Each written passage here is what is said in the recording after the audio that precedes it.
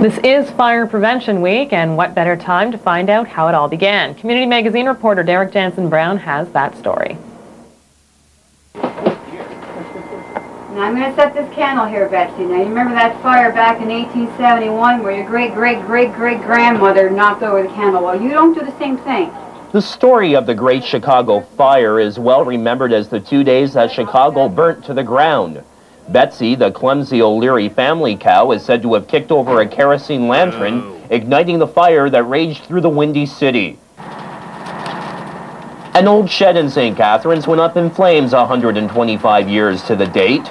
The great-great-great-granddaughter of the original Mrs. Leary was putting her sick third-generation cow Betsy to bed when she spotted smoke. Oh my! Suddenly, she rushed to save the young Jersey's life. The cow was not feeling well, so we've kept it from the other ones, and we put it in its own place, and we put it to bed tonight earlier. Maybe the medication, I don't know, but obviously, perhaps the cow knocked over the light again, just way back as it did before, and here I am back to this again.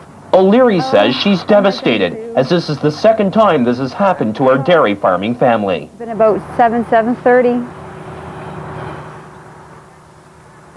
It's Chicago. Yeah. What happened? What happened in 1870? Well, my great-great-great-great-grandmother, she was milking the cow, and he kicked back and hit the oil lantern, and we had another really bad fire. That was certainly much worse than what I've had today, but I'm almost embarrassed that it had to happen. Generations again. O'Leary could have prevented the blaze if she knew fire safety. Mrs. O'Leary was taking her young calf to a separate little shed for the night because the calf was ill, so she kept it away from the big barn, and she put it in the shed, and she had put a little candle up for a nightlight for the calf to stay warm tonight. And looks like, unfortunately, as luck has it, this family has a run on bad luck, and this calf obviously knocked over the candle and started this shed on fire. Rotten luck indeed. How much damage is caused with tonight's blaze? Oh, with tonight's blaze, your average shed runs about $1,000 to have it built and put on your property. Agnew says most homes should have working smoke detectors.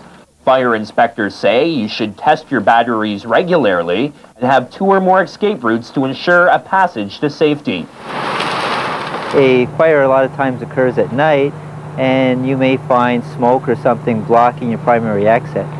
So if in advance you can plan a second way to get out of your house, that's always a very good thing. Acting St. Catharines Fire Lieutenant Jerry Harpwood estimates this blaze caused $1,000 in damage. Luckily, no one was hurt. Indicates that there's still a lot of heat being retained by the double layer of shingles up there. Well insulated? Well insulated. So we'll be here for a while, making sure that it's out. This area over here, and the candle was over here, out of the way, and that's all I can think of that could have started this awful thing. Obviously, the Great Chicago Fire was much more intense. In that blaze, 300 died, 100,000 people were left homeless, and there was over $200 million in damage. A fire that definitely taught us a valuable lesson. In St. Catharines, Derek Jansen-Brown, Community Magazine.